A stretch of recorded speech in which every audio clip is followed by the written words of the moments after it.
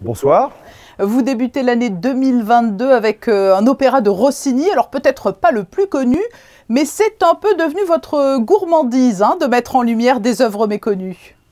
Oui, quand elles sont de qualité, bien évidemment. Et ce Turc en Italie, c'est une œuvre d'une très très grande qualité, musicale et puis dramaturgique aussi, parce que le livret est d'une modernité fantastique.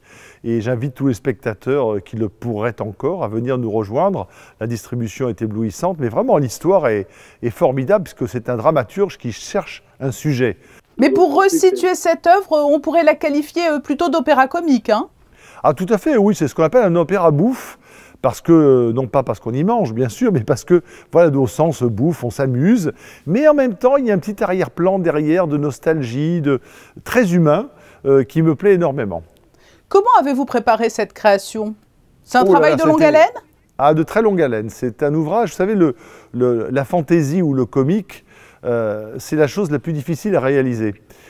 Parce qu'il faut être précis, il faut avoir un sens du timing, et il fallait surtout, pour une œuvre aussi rare que le Turc en Italie et complexe, trouver une idée dramaturgique qui convienne à l'Opéra de Monte-Carlo, aux artistes et bien sûr à l'idée que moi-même je m'en faisais. Donc ça a été à peu près 1 an et demi de travail, pas tous les jours bien sûr, mais pour s'imprégner de l'œuvre, pour définir avec Rudy Sabunghi les décors, avec Jorgeira les costumes, avec Laurent Castal la lumière, et puis rajouter après des petites pièces filmées.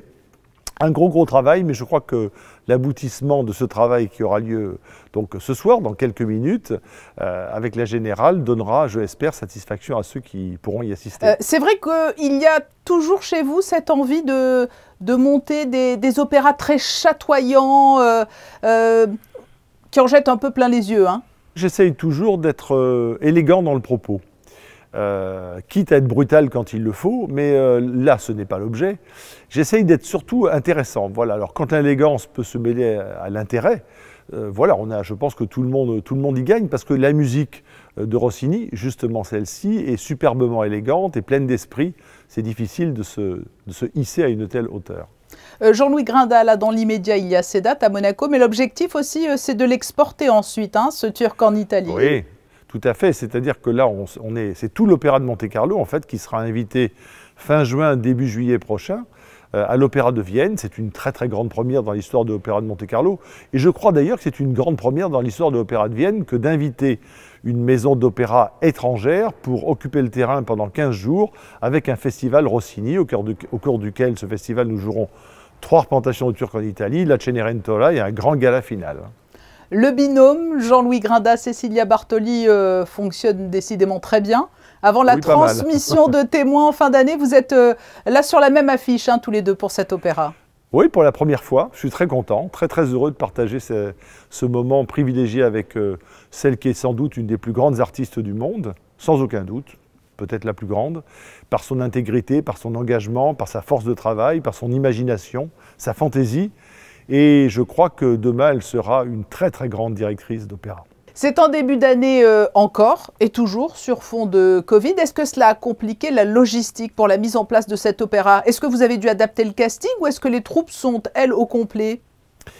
Alors ça a été très compliqué parce qu'on a eu pas mal de cas de Covid dans le chœur, mais qui sont petit à petit revenus, mais ça a compliqué les répétitions. Et puis, on a eu hélas, la semaine dernière, un des artistes du spectacle qui lui-même a été testé positif, qu'il a fallu remplacer au dernier moment.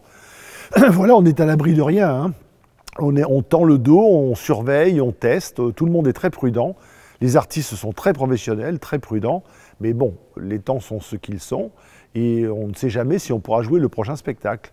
Voilà, c'est comme ça. Vous savez, l'année dernière, l'Opéra de Monte-Carlo a été le seul théâtre au monde à jouer dans des conditions optimum, c'est-à-dire sans masque, sans distanciation pendant toute l'année, alors qu'on n'avait pas de vaccin encore, et on a donné du travail à tout le monde. Aujourd'hui, voilà, on a un variant qui n'est pas plus dangereux, loin s'en faut, mais puis on a ce vaccin, et surtout on a ce variant qui est très contagieux et qui peut nous poser des problèmes. On est prêt, mais rien ne dit qu'on pourra faire toutes les représentations. Ça serait une grande déception, mais bon, aujourd'hui, ce soir, on est prêt et j'espère qu'on pourra jouer tous nos spectacles. Oui, et du côté des spectateurs, alors justement, comment cela va se passer? Ah ben, accueil normal, passe sanitaire pour tous les spectateurs, port du masque obligatoire, sans distanciation dans la salle. Je crois que c'est la bonne formule et les spectateurs d'ailleurs répondent en très grand nombre. On joue quasiment, je crois, à guichet fermé ces spectacles.